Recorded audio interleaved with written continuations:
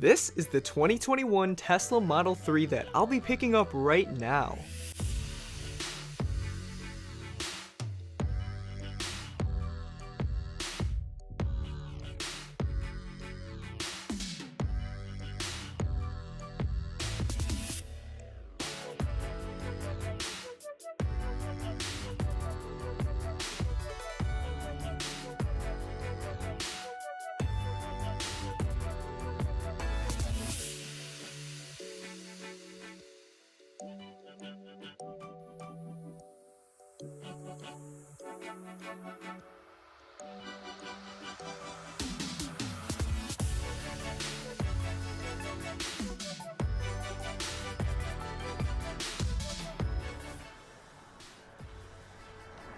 This is the 2021 Tesla Model 3 that I just picked up today. Now I'm going to be showing you guys some of the new features that the 2021 added, so come here.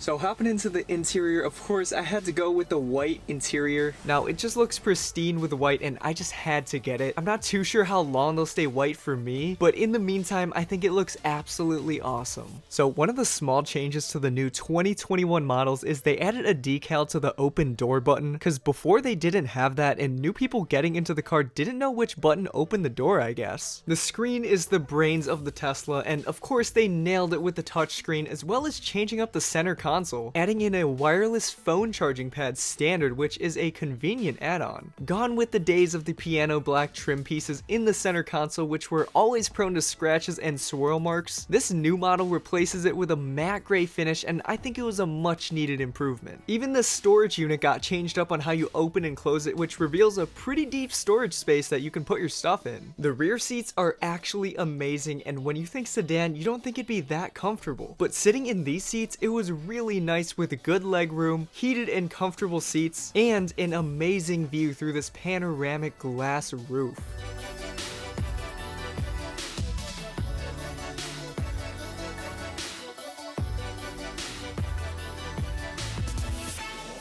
A new feature that also came with the new model is the double pane windows in the front, which help reduce road noise when driving, but unfortunately that is strictly for the front and not the back windows. The exterior trim pieces also got a refresh with the matte black trim and door handles. Before they were all chrome and everyone seemed to want the chrome delete, so Tesla pretty much gave the people what they wanted here. Now a few things I added pretty much on the first day are these floor mats I got off Amazon. I think the white stitching matches the car and makes it stand out really well. I also added mud flaps to prevent the side of the car from getting dirty, and even prevent rock chips, which Tesla paint is notoriously known for. Another exterior change to the car is the new aero wheels, which I think look better than the previous versions, but I personally like the rims underneath, so I'll be keeping those off for now. And maybe on road trips or something, I'll put them back on for the extra efficiency. With the new 2021 model, it's said to include a heat pump, which increases the efficiency with climate control and overall increases the range. And it does come at a cost though, as it does reduce the size of the front trunk, which, I mean, to me, I don't think it's that big of a deal if it's going to increase my range. I don't feel like I'll use that much trunk space anyways, but it's still something to mention.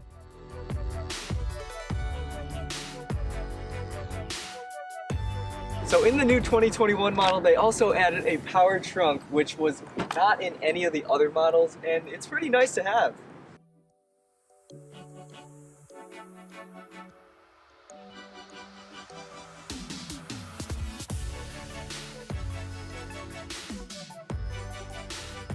So at the time of purchasing this vehicle, full self-driving or FSD was $8,000, and the very next week it actually increased in price to $10,000. And one of my favorite features is the Smart Summon feature, and what it does is basically the car drives to you.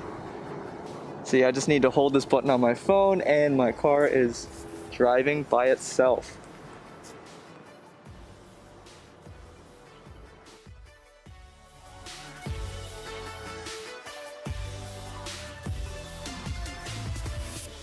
There it is, right on target.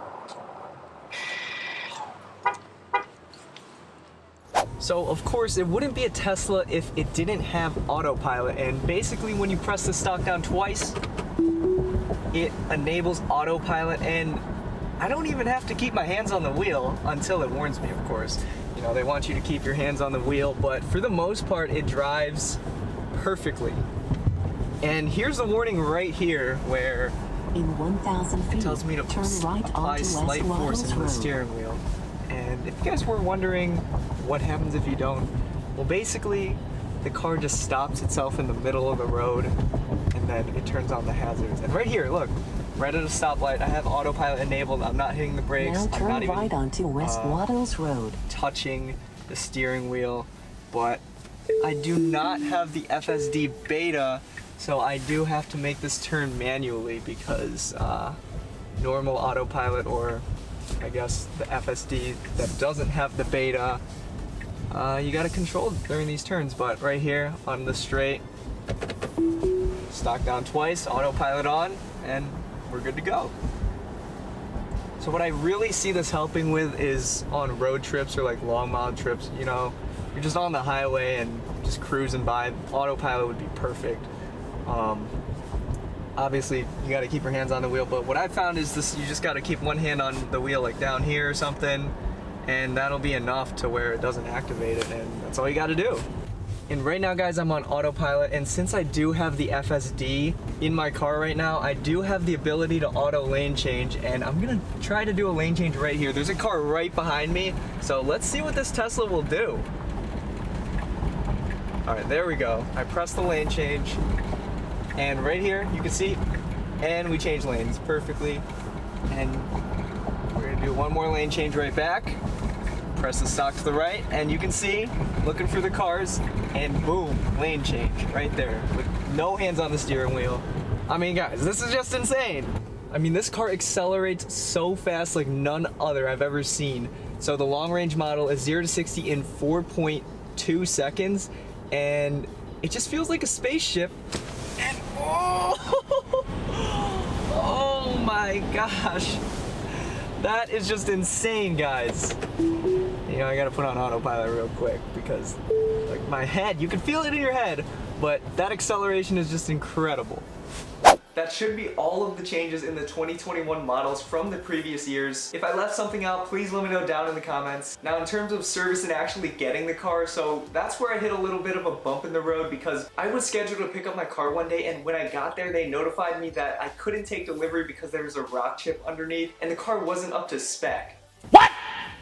What the? So I ended up going home, and the delivery date got pushed back 4 more days. And the day before I picked it up, they gave me a call and told me that the price was actually gonna get adjusted $1,400 lower. So I'm basically getting $1,400 back from a rock chip that's getting fixed, which is totally fine for me, and I think that's just absolutely insane to give me $1,400 back for a rock chip. But you know, I'll live with that. The rest of the process when I went and picked up the car was pretty simple. I just signed paperwork, inspected the car for any flaws, and that was pretty much it. That probably took like 20 minutes or so, and I was off. If you guys are getting a Tesla or in the process of getting one, use a referral code because you'll get 1,000 free supercharging miles, and it's absolutely free. If you already ordered and you didn't use one, you should call Tesla and tell them that you want to use a referral code. It's literally free supercharging, so make sure to take advantage, and that's actually what I did. I didn't use a referral code when I did purchase the Tesla and found out that I could use one absolutely free, so I just called Tesla and gave them one of my friend's referral codes. But if you guys want to use mine, I'll leave it down in the description, so make sure to check that out. And I'll also link all the accessories I have for my Tesla down in the description below too. But if you guys made it this far, thanks so much for watching, and be sure to check out my other videos on the right, but I'll see you guys in the next one.